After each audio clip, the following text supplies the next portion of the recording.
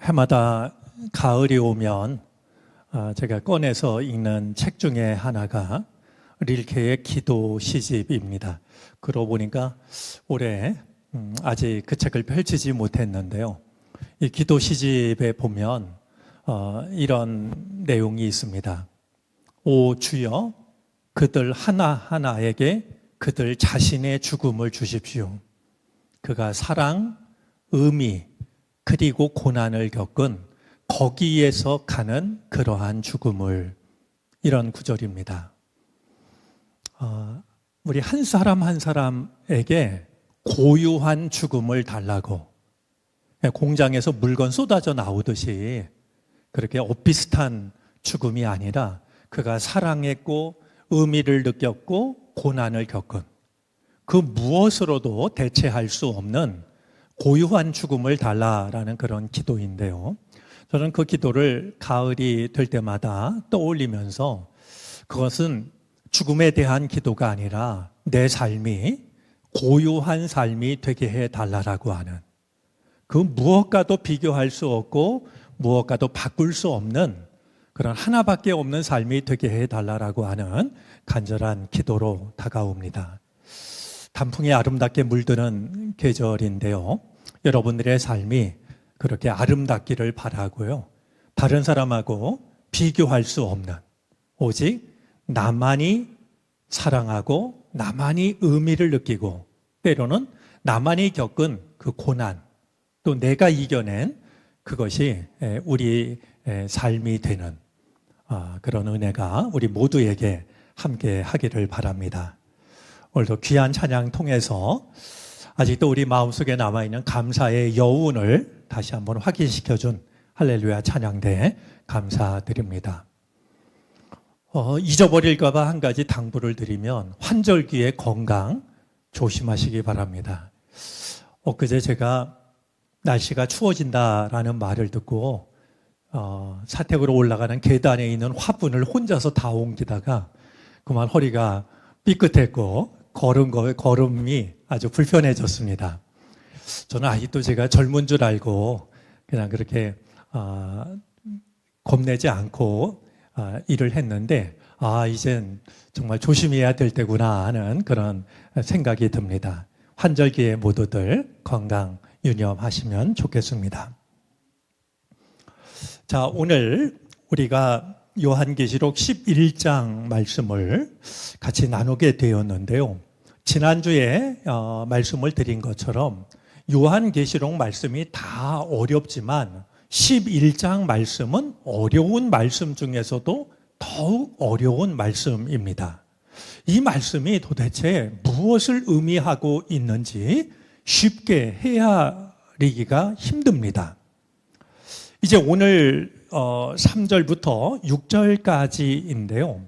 3절부터 6절까지는 두 증인을 소개하고 있고 이어지는 7절부터 13절까지 말씀을 보면 아비소스에서 올라오는 짐승이 이 두 증인과 싸워서 이 두 증인을 죽이는 이야기가 나옵니다. 그리고 악이 승리를 거둔 것처럼 좋아하는 이야기가 이어지고 있습니다. 오래전부터 교회는, 그리고 성서학자들은 이 두 증인이 누구를 말하는 걸까 굉장히 많은 고민을 했습니다. 몇 가지를 생각을 했는데요. 첫 번째는 그 구약에서부터 내려왔던 종말론적 인물에 대한, 그러니까 이 세상의 끝이 이제 다가오면 나타날 어떤 사람에 대한 내용이 아닐까, 이런 생각을 했었고요. 또 다른 이해로는 역사적 인물로 이해를 하기도 했습니다. 그리고 세 번째는 상징적인 인물로 생각을 하기도 했죠. 이런 몇 가지 견해를 가지고 어떤 것이 맞을까 늘 이제 많은 그 연구도 했고 논의도 했고 때로는 논쟁을 벌이기도 했던 것이 바로 오늘 성경 속에 나오는 두 증인에 관한 내용입니다. 우리 계시록을 읽으면서 여러 차례 확인하고 있는 게 있는데요. 증인, 이 말은 요즘 우리말로 하면은요, 여러분들 가끔 가다 보면 현수막에 목격자를 찾습니다라는 거 붙여져 있지 않습니까? 바로 그 목격자에 해당이 될 겁니다. 그런데 이 증인이라는 말은 그 어원이 어디서 온 말이냐 하면 순교라는 말에서 왔습니다. 그러니까 우리가 예수 그리스도의 증인이 된다라고 하는 건 그냥 말로만 하는 게 아니라요. 순교의 삶을 살아가는 것. 그게 우리가 주님의 증인이 되는 삶을 살아가는 것의 바탕이 됩니다. 그러니까 우리가 뭐 증인이 되자 이런 얘기는 많이 하는데 증인이 된다라는 말은 가서 물론 우리들의 말로 복음을 전하는 것도 증인이 되는 것이겠지만 그 근원에는 바로 순교의 삶을 살아가는 것. 그게 증인의 삶을 살아가는 바탕이라고 하는 것이죠.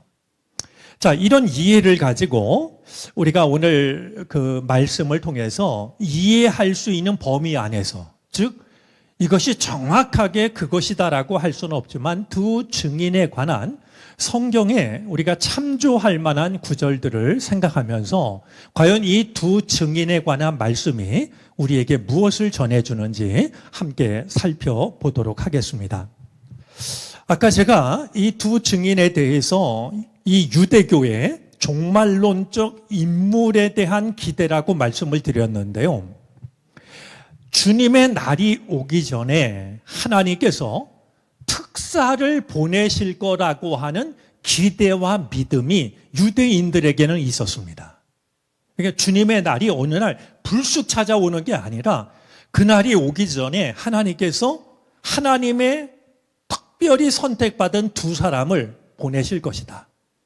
이런 기대가 유대인들 사이에 있었던 것이에요. 자, 우리 말라기 3장 1절 말씀을 통해서 확인해 보겠습니다. 한번 읽어 주시겠습니까?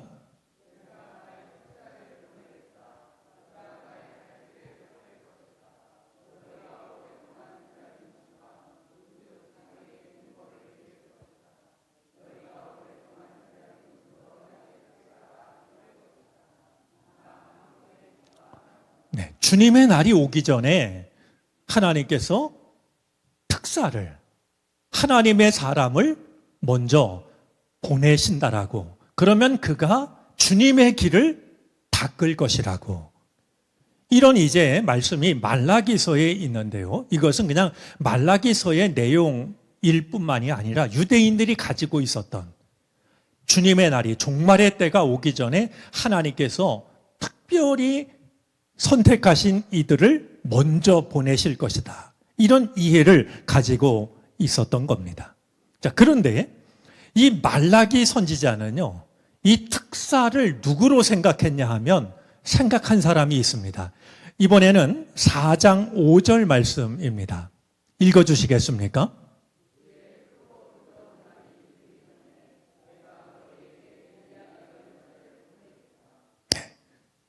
그렇게 오랫동안 내려온 그들의 기대 속에서 이 말라기 선지자는 하나님께서 보내실 선지자가, 특사가 바로 엘리야일 거라고요. 여러분, 왜 엘리야라고 생각을 했을까요? 여기는 한 가지 이유가 있는데요.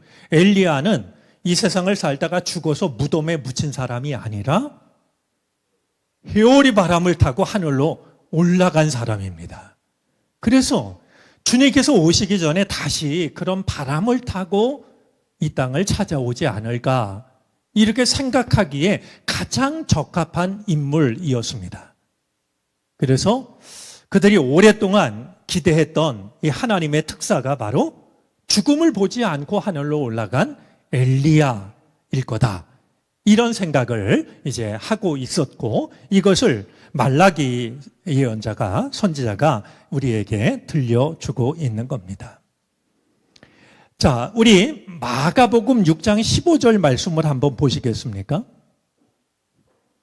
우리 한번 역시 읽어주시죠. 제가 여러분에게 읽어달라고 부탁을 하는 건요. 그래도 우리가 예배드리러 나와서 하나님의 말씀을 한 구절이라도 더 읽는 것, 한 목소리로 읽는 것도 우리 의미 있는 경험이다라고 여겨져서 부탁을 드립니다. 한번 읽어주시죠.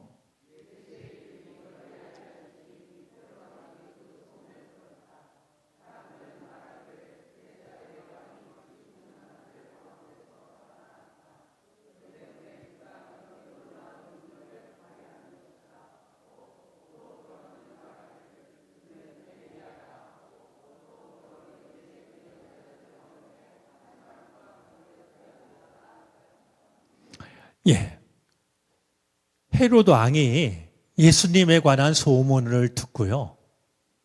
자기가 죽은 세례 요한이 다시 살아난 것으로 이 사람이 두려우면 이제 많은 생각을 하게 되지 않겠습니까? 분명히 이 헤롯이 말이죠. 세례 요한의 목을 쳤는데 예수님이 나타나자 그 세례 요한이 다시 살아났구나 이렇게 생각을 했는데 사람들은 예수님을 두고서 엘리야다라고 생각하는 이들이 있었다는 거예요. 그들이 이렇게 생각했던 데에는 바로 오래전부터 내려오던 기대, 주님의 날이 오기 전에 엘리야가 먼저 올 거다라고 하는 기대가 있었고 예수님을 바라보면서 저 사람이 성경이 오래전부터 얘기했던 그 엘리야가 아닐까 이렇게 생각을 했던 거죠. 우리 이어지는 말씀 한번 보겠습니까? 우리 예수님께서 가이사라 지방에 이르러서 제자들에게 물으시죠. 사람들이 인자를 누구라고 하느냐? 그러자 제자들이 대답합니다. 사람들이 예수님을 세례자 요한이라고 하는 이들도 있고 엘리야라고 하는 사람들도 있고 그 당시 사람들이 예수님을 엘리야라고 생각했다라고 하는 것을 예수님의 질문에 대답하는 제자들의 대답을 통해서도 확인할 수가 있습니다. 자, 그런데요.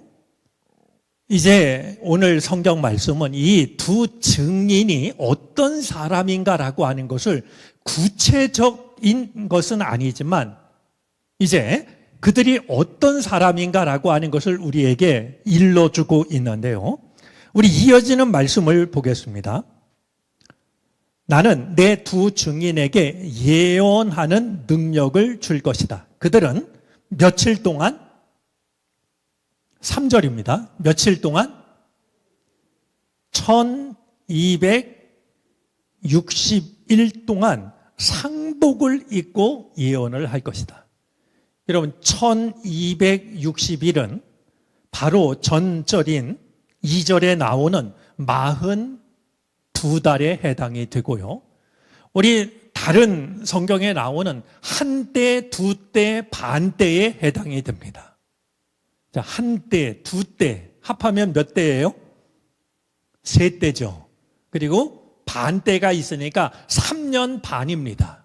그러니까 3년 반, 한때, 두때, 반때나 42달이나 1260일은 표현은 다르지만 모두 같은 의미를 가지고 있는데요. 자, 이 1260일 동안 상복을 입고 예언을 할 거다. 그랬습니다. 이 상복을 입고 예언을 한다라고 하는 것은 예언의 내용을 암시하고 있습니다. 자, 상복을 입고 뭐 좋은 일을 예언하겠습니까? 옷이 상복이니 그들에게 예언할 내용이 어떤 것인지를 충분히 짐작하게 합니다. 이런 세례 요한이 광야에서 회개의 회개를 외쳤고 회개의 세례를 줄 때 그가 입고 있었던 옷이 낙타, 털옷이었습니다. 그가 먹던 음식은 메뚜기와 석청이었습니다. 이게 예언자입니다. 무슨 말이냐 하면 이 하나님의 말씀을 전하는 자는 말씀과 자기의 생활이 따로 있는 게 아니라 그가 광야에서 하나님의 회개의 말씀을 외치는 자였기 때문에 낙타 털옷을 입고 있고 먹는 것은 메뚜기와 석청을 먹고 있었던 거예요. 메시지와 메신저가 다르지 않았다는 거예요. 우리들도 거듭 이야기합니다만 복음을 우리가 말하고 전하고 참 좋은 일인데 그것과 우리들의 삶이 달라서는 안 된다라고 하는 거예요. 상복을 입고 이제 전하게 될 내용이 말이죠.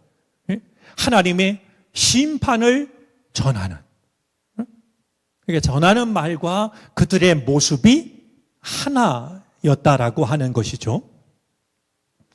자, 그런데 이 1260일은요, 지난주에 말씀을 드린 것처럼 믿는 자들을 가장 극심하게 박해했던 안티오코스 에피파네스가 다스리던 통치 기간을 나타내기도 하거니와 또 하나 우리가 기억해야 될 게 있는데요.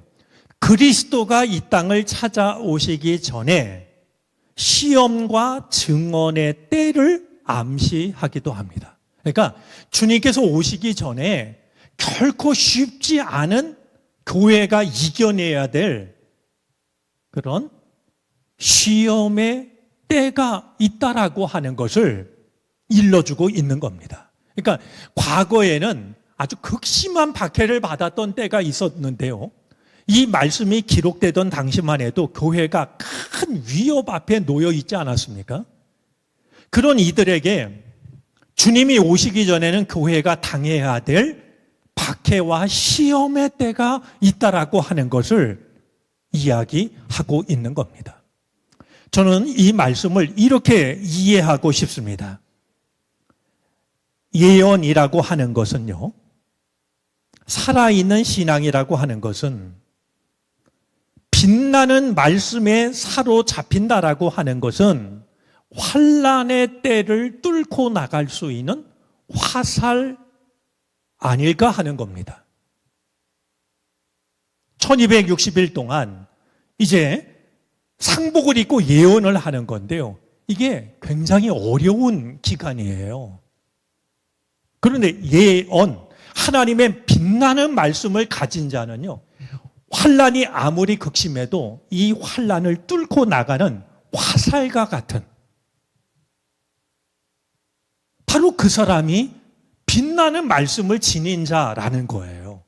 1260일 동안 믿음을 다 잃어버리는 게 아니고요, 그걸 넉넉히 견뎌내는, 이겨내는 그런 점에서 오늘 우리가 신앙을 지키기 어려운, 어쩌면 1260일에 해당하는 시간을 보내고 있을지 모르지만은요, 이럴 때일수록 우리들의 믿음은요, 이거를 뚫고 나갈 수 있는 화살처럼 말이죠.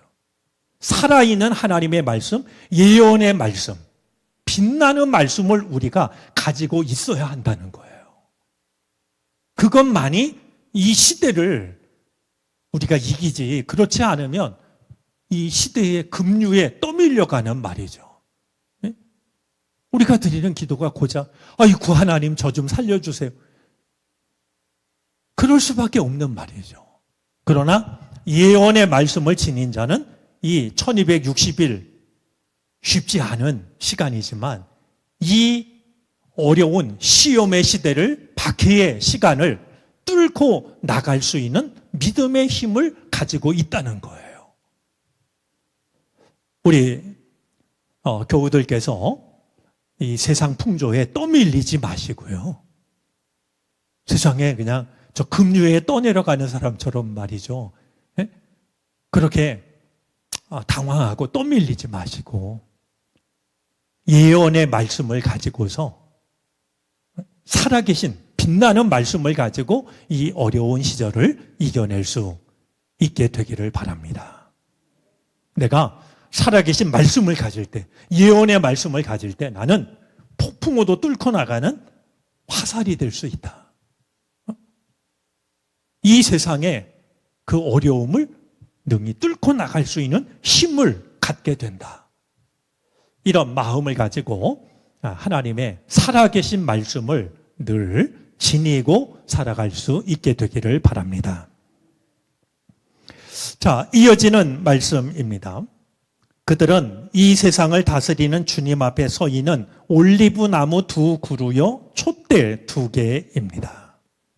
상복을 입고 1260일 동안 이제 예언의 말씀을 전하는 이 두 증인을 가리켜서 이제 4절 말씀은 주님 앞에 서 있는 올리브 나무 2그루요 촛대 2개라고 말합니다. 참 아리송하죠? 이게 도대체 무슨 말씀일까 궁금해지는데요. 자, 두 증인에 관한 말씀이니까요. 이 말씀은 역시 거듭해서 다시 확인을 하는데요. 이 말씀을 기록할 때 세례 요한에게 성경책이 없었어요. 반모섬에 갇혀 있었기 때문에. 그래서 그가 많은 거를 성령의 도우심을 받아서 자기가 기억하는 말씀을 떠올리면서 이 말씀을 기록했을 텐데요. 지금 이 말씀은 무엇을 의미하냐 하면은요. 스가랴서 4장 말씀을 떠올리게 합니다. 우리 스가랴서 4장 3절 말씀 한번 읽어 주시죠.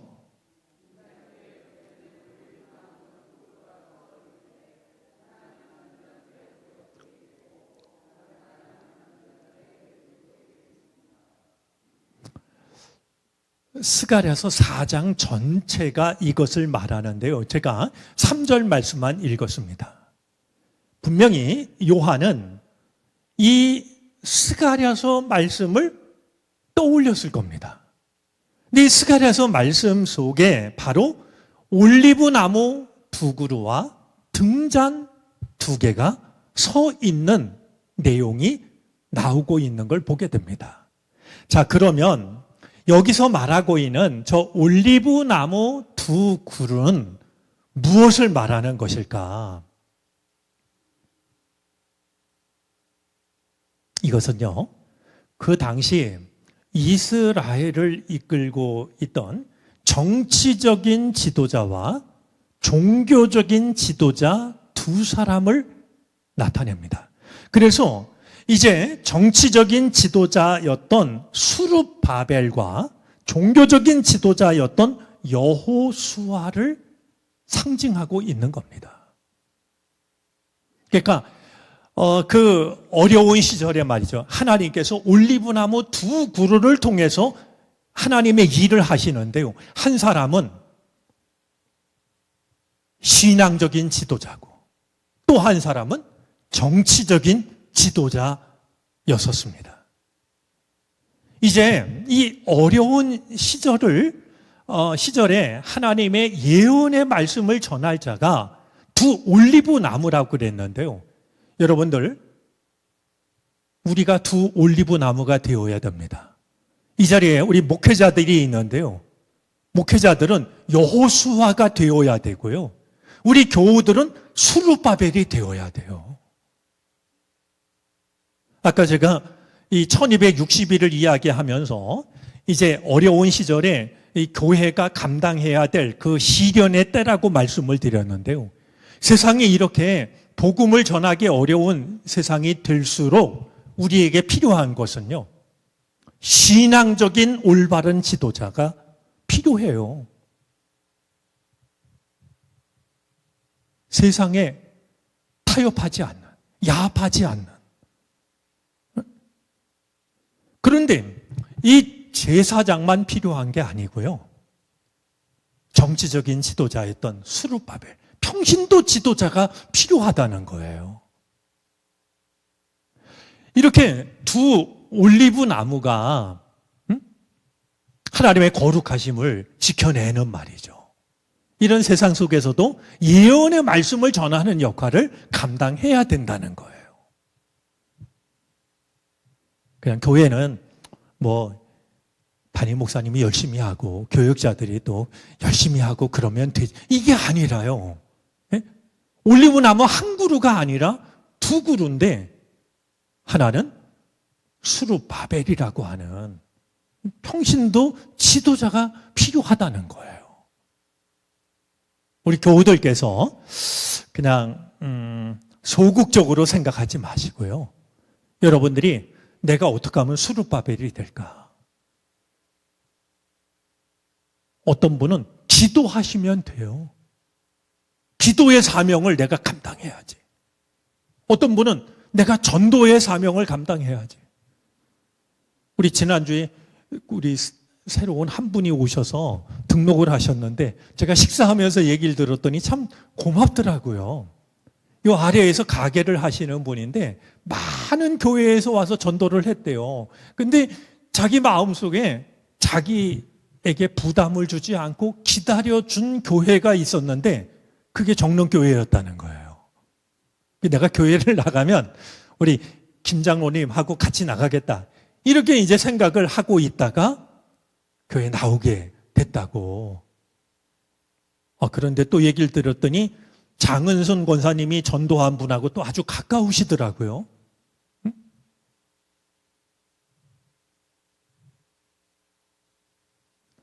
우리가 이 1260일이라고 하는 환난의 때, 시험의 때, 이때를 위해서 하나님은 두 증인을 세우시는데요. 두 증인 중에는 제사장 그룹만 있었던 게 아니라 평신도 지도자들이 있었는데 여러분들이 내가 무슨 평신도 지도자를 할까? 이렇게 생각하지 마시고요. 내가 기도할 수 있는 분은 기도 용사가 돼서 기도하시면 되고요. 전도할 수 있는 분은 전도하시면 되는 거고요. 봉사할 수 있는 분은 봉사하시면 되는 거고요. 그렇게 내가 서 있는 자리에서 내가 할 수 있는 또 하나의 수르바벨이 되는 것이 중요한 일이라는 것을 마음에 담아 두었으면 좋겠습니다. 자, 5절, 6절입니다. 5절에 뜻밖의 말씀이 나옵니다. 그들을 해하려고 하는 사람이 있으면 그들의 입에서 불이 나와서 그 원수들을 삼켜버릴 것입니다. 그들을 해하려고 하는 사람은 누구나 이와 같이 죽임을 당하고 말 것입니다.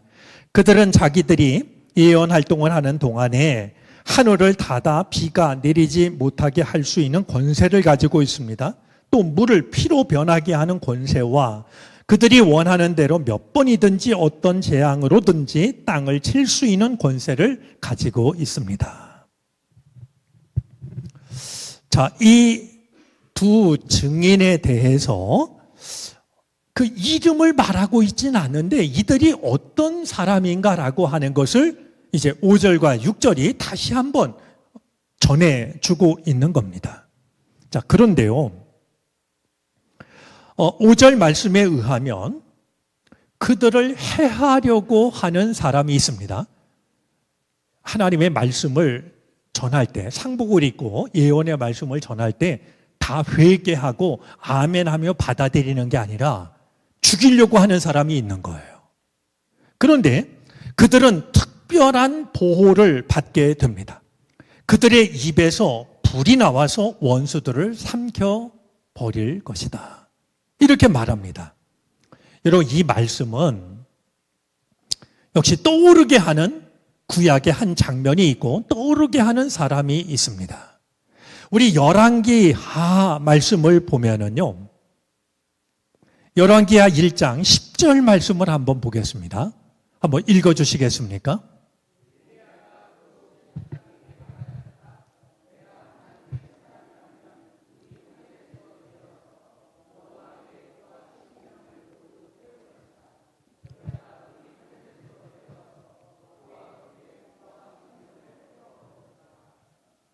이게 무슨 말씀이냐 하면요.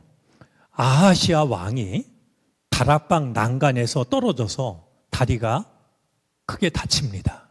그래서 이 아하시아 왕이요. 하나님께 하나님 제가 이거 나을까요? 아니면 낫게 해주세요?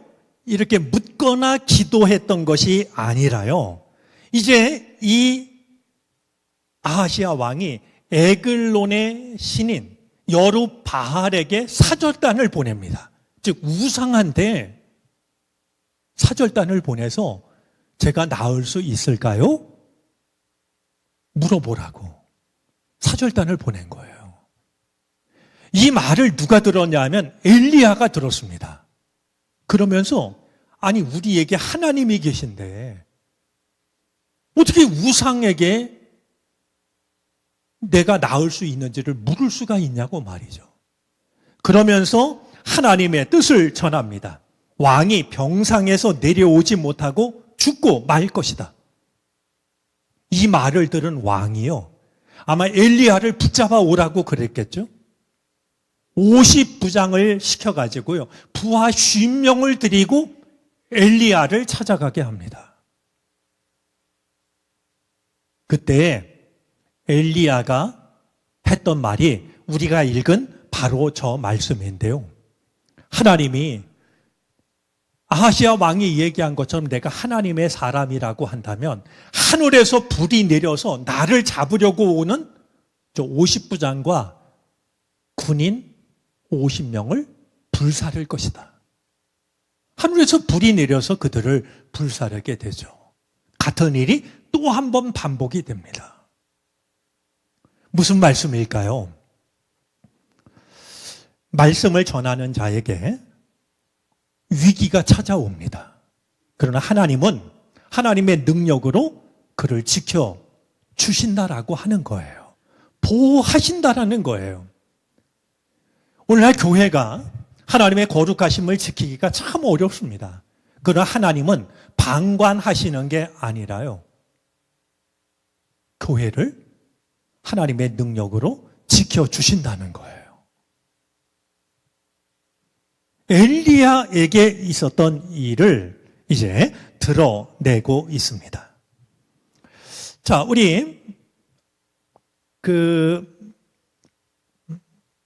불이 나와서 원수들을 삼키고 죽임을 당하고, 또 6절에 보면 예언 활동을 하는 동안에 하늘을 닫아 비가 내리지 못하게 할 수 있는 권세, 역시 누군가 떠오르는 한 사람이 있는데요, 야고보서 5장 17절 말씀입니다.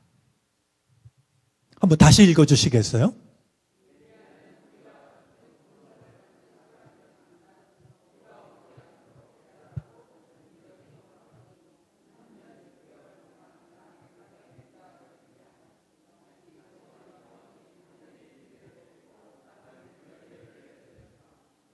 자, 엘리야도 1260일에 해당하는 어려운 시기를 살았지만 그가 비가 오지 않게 해달라고 기도를 드리자 3년 6개월 동안 비가 오지 않는 일이 있었다라고 하는 것을 우리는 성경을 통해서 확인하게 됩니다. 그런데 지금 이야기하고 있는 이 사람이 역시 엘리야라고 하는 것을 우리는 짐작을 하게 되죠. 뿐만이 아니라 6절 말씀에 보면 물을 피로 변하게 하는 권세 말하고 있는데, 이 말씀은 아마 대뜸 떠오르는 사람이 있을 거라고 여겨집니다. 출애굽기 7장 17절 말씀입니다. 한번 읽어주시죠.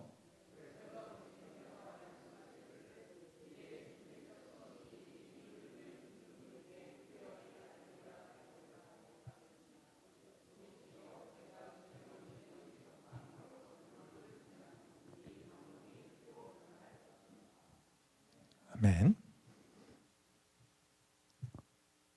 대뜸 떠오른 것처럼 바로가 이스라엘 백성들을 내보내려고 하지 않자 하나님께서 10가지 재앙을 내리시는데, 10가지 재앙 중에서 이집트를 이집트 되게 했던, 그들이 자랑하고 있던 나일강이 피로 변하게 되는 말이죠. 생명의 강이 죽음의 강으로 변하는 이 일을 이제 모세를 통해서 선언하게 하시는 것을 확인하게 됩니다. 자, 그러면 이 두 증인이 누구일까? 아까는 스룹바벨과 여호수아도 떠올랐지만 오늘 이 말씀을 생각하면 엘리야와 모세일 수도 있다라는 생각을 하게 하는 겁니다. 그래서 그럴까요? 우리 예수님께서 산에 올라가셔서 변화하셨을 때, 그때 예수님 곁에 나타난 두 사람이 있었습니다. 누구와 누구였나요? 모세와 엘리야였습니다. 여러분, 여기서 기억해야 될 게 있습니다. 모세와 엘리야는 그냥 단지 자연인으로서 모세와 엘리야가 아니라 모세는요, 율법을 대표하고 있고요. 엘리야는 예언을 대표합니다. 자, 그러면 예수님 곁에 모세와 엘리야가 이제 나타났다라고 하는 것은요, 율법도 예언서도 모두 주님을 증언한다는 것을 나타냅니다.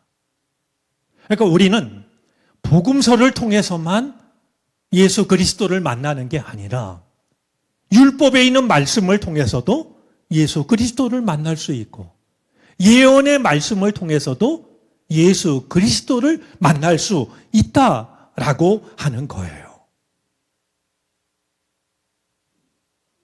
율법과 예언은 우리로 하여금 구원자 예수 그리스도를 집중하게 합니다.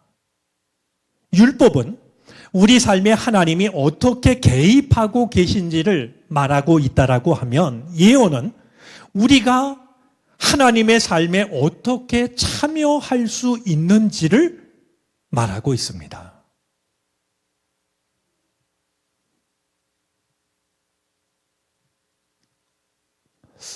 이런 표현도 의미 있다라고 얘기했습니다. 율법은 교회에 규칙을 주고 예언은 규칙에 혼을 넣어준다. 그러니까 우리에게는, 우리가 이 시대를 살고 있지만 우리들에게는 율법의 말씀도 필요하고 예언의 말씀도 필요하고 그 모든 말씀이 다 예수 그리스도를 증거하는 말이죠. 그런 점에서 생각하면 여기서 두 증인은 바로 율법서와 예언서를 의미하고 있는 것 아니겠는가 하는 생각도 가능해집니다. 그러니까 어떤 것이라고 이렇게 단정할 수 없고 단정할 필요도 없지만 오늘 이 두 증인은 한 가지 분명한 사실은 환난의 때에 예언의 말씀을 가지고 살아있는 말씀을 가지고서 그 말씀을 이제 전하는 그 역할을 맡은 사람이라고 하는 것은 분명하다라고 여겨지니 오늘 우리들이 이 환난의 때에 그것이 구약의 말씀, 예언의 말씀이든 율법서의 말씀이든 그 말씀을 지닌 자가 되어서 세상에 떠밀려가는 것이 아니라 세상을 관통할 수 있는 그런 믿음의 사람으로 살아가는 것이 우리에게 필요하다. 그때 하나님은 우리에게 세상을 이길 수 있는 힘을 주신다. 이 믿음을 가지고 살아갈 수 있는 우리들이 되어지기를 바랍니다. 오늘 교회에도 이 사명이 주어져 있고요. 또 우리들에게도 이 사명이 주어져 있으니 우리가 소중히 간직하고 어려울수록 이 사명을 끝까지 지킬 수 있었으면 좋겠습니다.